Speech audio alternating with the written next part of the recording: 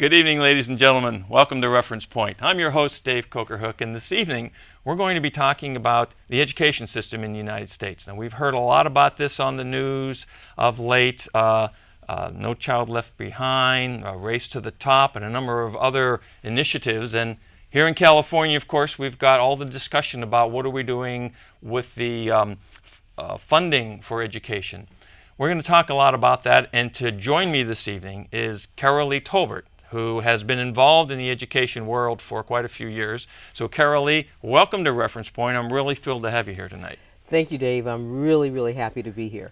Well, cool. So let's talk a little bit about you to begin with, and then we're going to start diving into some things, because what intrigued me the most when we first started talking is the background that you have covers so many different facets of the world of education that it gives you a perspective that a lot of people don't have. And clearly, I know I can say for myself that I had I didn't have that perspective. I had a very narrow view as a father raising some children. But you've been on all sides of this issue, haven't you? Yes, just about.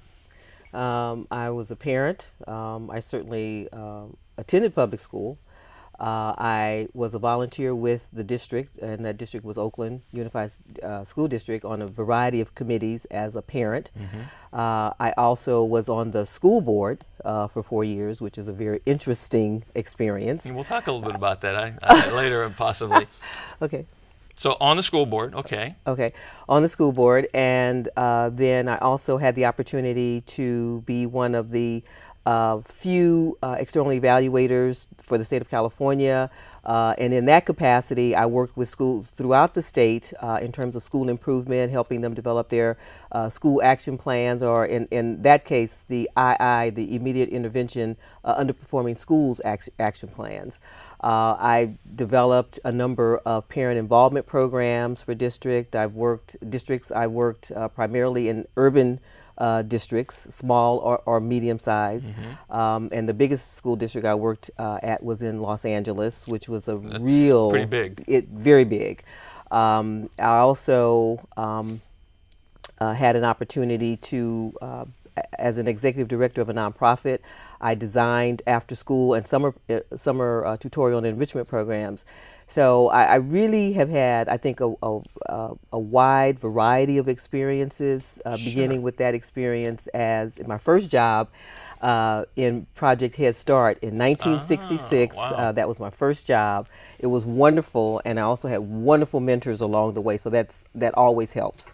So, and I think this is important to understand, because I want to have us talk a lot about the different components of what's happening in education and where we hope to be able to go with it, and maybe how we got to where we are. Okay. But the perspective that you have, I think, is so unique. I mean, I don't know many people that have been involved in so many different, actually I can't think of anybody else I know that have been in so many different facets of what's involved with education. As a parent, you look at it and you say, oh, there's, what's going on with my school and the kids. It's more and personal. The teacher. Yeah, it's very personal, and you start to look at, well, the kid's grades, and does he like or she like the teacher, and there's things that are, but it's such a narrow focus. Right. And I think that's part of the problem that we face today when citizens like myself are asked, what are we going to do about education? Right. And for as long as I can remember as an adult, there have been these issues, these programs, these. We have to fund education. We have to do this in education. We have to do that in education. How did we get broke? If we're supposed to try to fix something, how did they get broken? Well, actually, the system is not totally broke. I always like to start with the glass half full. The system is not totally broke. There are some areas in education that we have to pay more attention to. I think part of the challenge is because there are so many different groups involved that we try to strike a balance. But I think the approach that may be better for us to take is starting from the children, a student-centered approach that says, what is it that we want our kids to know and be able to do when they graduate from high school. And that brings in a whole array of issues and a whole array of roles and people who engage our kids. That implies to me that hasn't been the focal point or the starting point for things, for It has not been, and in fact, that was a very interesting lesson for me to learn as a school board member, because one of the my disappointments, I think, because when I became a school board member, I ran because I was a parent and I was a community member, community activist, and too many of our children were failing, and so because of the work that we were doing with youngsters after school, there was a clear lack of making sure that our kids learned the different subject matters, also making sure that kids were motivated, making sure that parents were involved, that they were engaged, and then because there is a community responsibility to make sure that our schools work, but then there's also the legislative piece, the governance that says our school board members are elected by the citizens to make sure that our children receive a quality education. Right. And too often we trust that that's going to happen, and therefore we don't get involved. So you're saying you elect this person and you sort of abdicate responsibility because, well, I elected Carol Lee and she's going to take care of it and I really don't have to get involved now. Exactly. And then also I think one of the benefits that I had being on the school board is I actually was a school board member of a district that I graduated from. Oh, okay. So my experience was very personal with my school board tenure. I had really great teachers. I really had a great community. My community really supported me in terms of what I wanted to do by providing those experiences for young people. When you were a student, yeah. Right? Okay. And so when I was elected, I was able to use that experience and that familiarity to bring that particular dimension to decisions that we were making as policymakers. So, let's take the Oakland School District as an example. From what your experience was, you were talking about the teachers, the mentors, the programs, the things that were in place. So fast forward to today, is that still in place, or have things, if things have changed, have they changed for the better or for the worse, and why? Well, I think we're missing some things because remember when we were coming up, we weren't a commuter society, and that was one of the aspects I began to recognize, that my teachers lived in the same neighborhoods that we lived in. Okay. We went to the same churches. My parents socialized with the teachers, with our teachers. So it was a much more sense of community because people live there. So it was a much more vested experience for my teachers. Today, it's a commuter society. So now what we're trying to do is we're trying to create those communities because they no longer are inherent. And what impact does that have on the education of the student?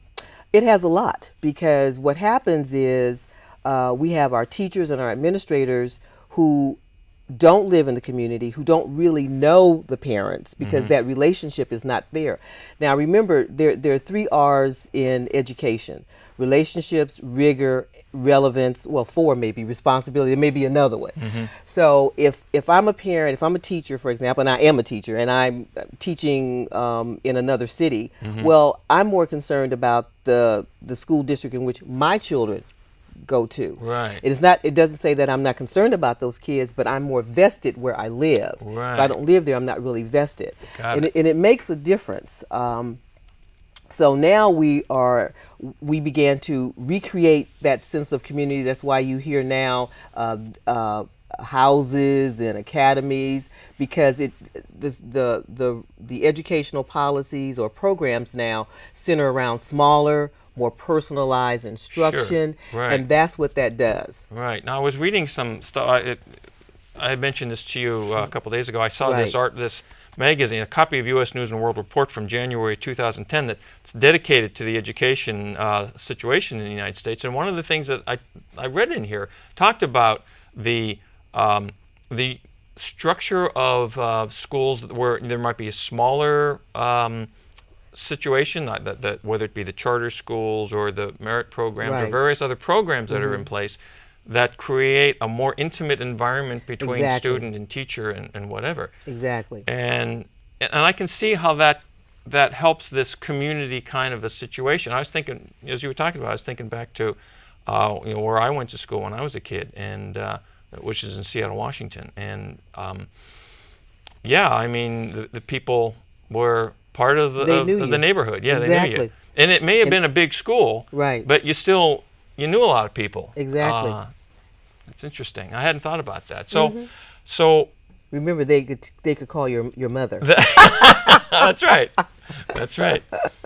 So, all right. So it sounds like there is this sociological shift, right, that has taken place. Exactly. And it sounds like it sort of overcame the system, and the system didn't realize it until we had gotten somewhat far afield from the way things had been able to be managed. Right. So how does that fit into these questions of curriculum, of funding, of stuff like that? I mean, well, I wanted to also say standards. Standards. Okay. Again, there was a sense of this is what we were going to do, and everyone was sort of doing the same thing. Because it was part of the community. Because that was exactly. Right. Then it became, I think in the 70s, it began to shift. The whole 70s movement kind of questioned authority. Right. Nothing was really good. Everything needed to be thrown out. We needed change, whatever. Right. But some of what we needed was to keep what we had, to keep what was working. Right. And so I remember when I began my tenure on the school board, this was in '93, there was no standard curriculum in the district. There were no standard curriculums anywhere. In the district? Exactly. There were none. We actually adopted a curriculum to make it standardized. This was before No Child Left Behind. It was before Goals 2000. Mm-hmm. Now, Goals 2000 actually preceded No Child Left Behind. Mm-hmm. So when you understand that teachers were teaching what they wanted to teach or what they thought that children should learn, yeah. Exactly. So there was no standards. In the teacher in the classroom were thinking, okay, I think this is important for my students to exactly.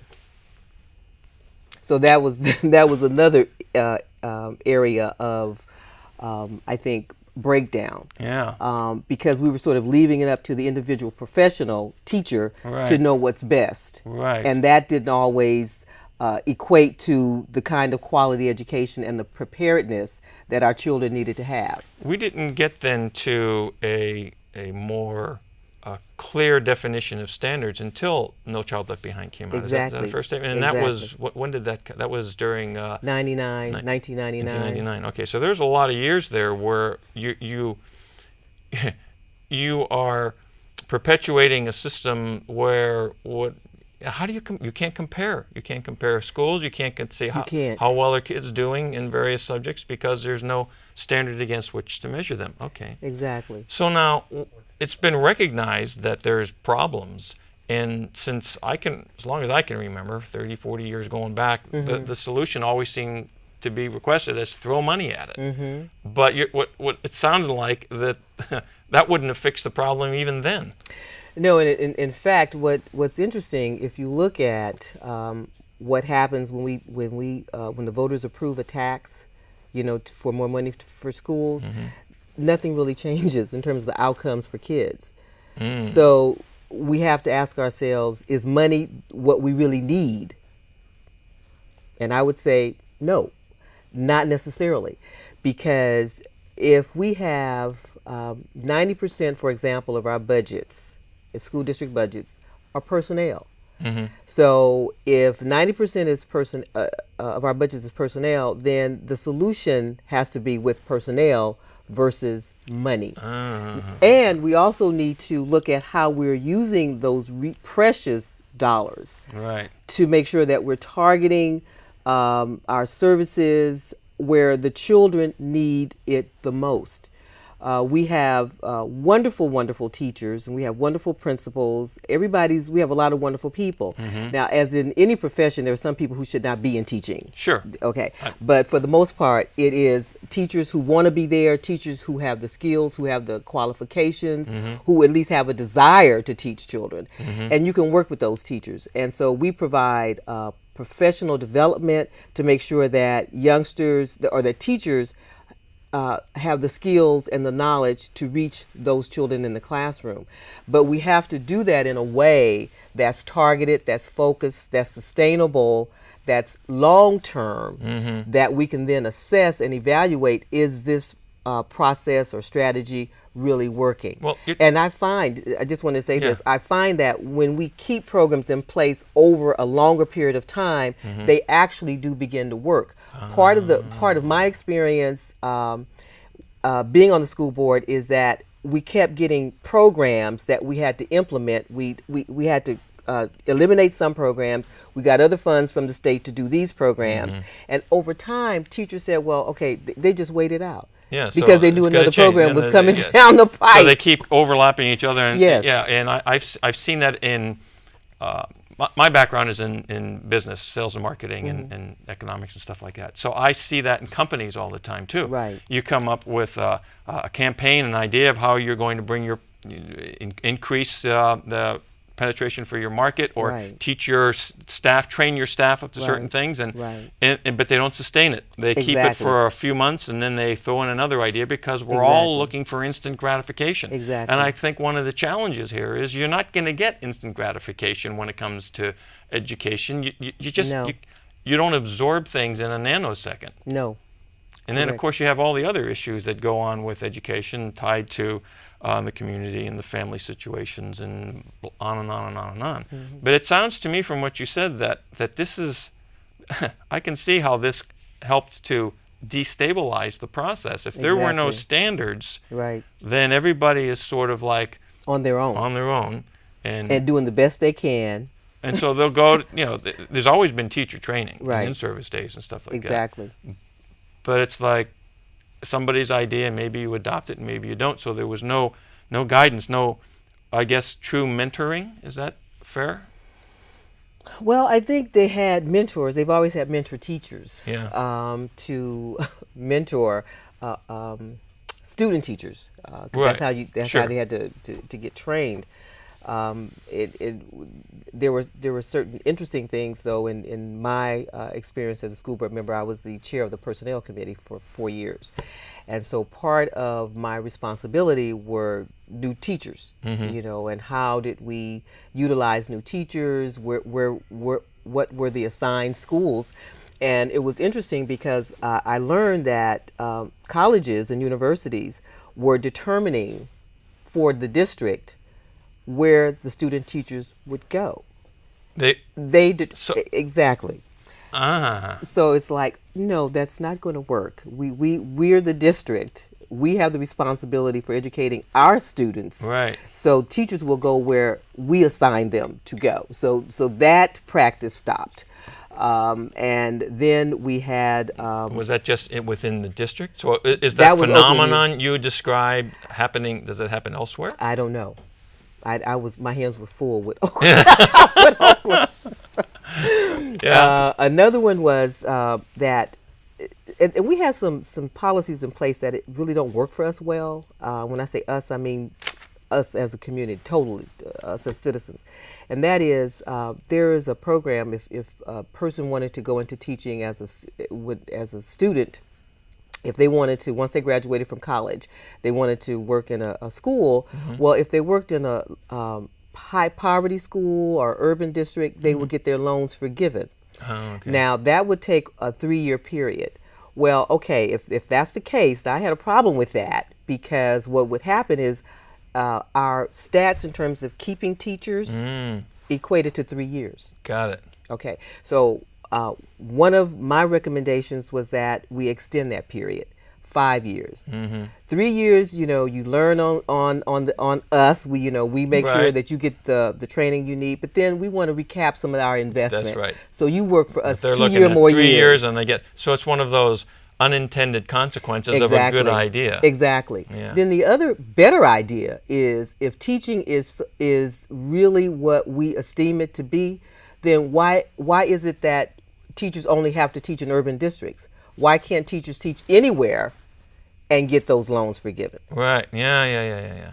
Interesting. Yes, I think it would put a different caveat on the perception of urban schools. Sure. If teaching is the profession, that we're trying to recruit people for and retain high quality people, then any student should be able to have a teacher like that. Some of the things that I'm, in my reading and research since you and I first met, I've come to recognize is that it really doesn't matter whether a student is in an urban school or at some place in the high rent district of Boston or whatever. Those kids are as capable as any other kids. Exactly. And so we've managed to engineer a system that makes certain assumptions that are faulty assumptions to begin with. Exactly. And the net result is, like you said, you have a system that's somewhat failing people. Right. There's a lot of things that I want to go into. I want to let the viewers know that we're actually going to do a 2-segment discussion on this because there's some things that we want to talk about on some of the. I want to know more about No Child Left Behind. I would like to talk to you a little bit about the new program that President Obama has initiated, this Race to the Top, excuse me, yes. and a few other things like that. But so I'm just letting the audience know. Come back next time for this. We still got a few minutes left in our discussion today.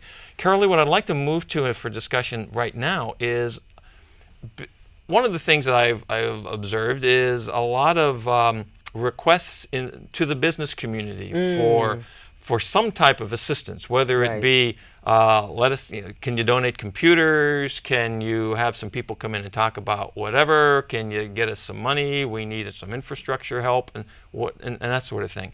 So how responsive is the business world to what's going on in education, and how appropriate is what they're offering to the need that's actually present? Exactly. I just have to commend the business community for always stepping up to the plate. That's how we began our conversation. Yes. If you recall. Yeah. The business community has always responded to the call. They've always responded to the call. The problem or the downside has been how the education community responds to the business community within that call. There are some challenges there that I think if the education community, if they could better understand that when you have a partnership, because that's what it is, then the partners should both be accountable, and that there should be some expectations on the part of each. Too often, the business community, they don't have any expectations of the education community because it's almost like their heart goes out, and we need to do this for the schools, and I feel so bad for the schools. Well, it should be more than that. It's not just feeling bad. It's okay if we give you $1,000 or a $10,000 grant, what can we reasonably expect in return? What are we going to get in return? Yeah, return on investment. That's exactly. That's what it is that in business. That's all the time. So, does the education community think of itself in any kind of a business framework? No. One word answer, no. No.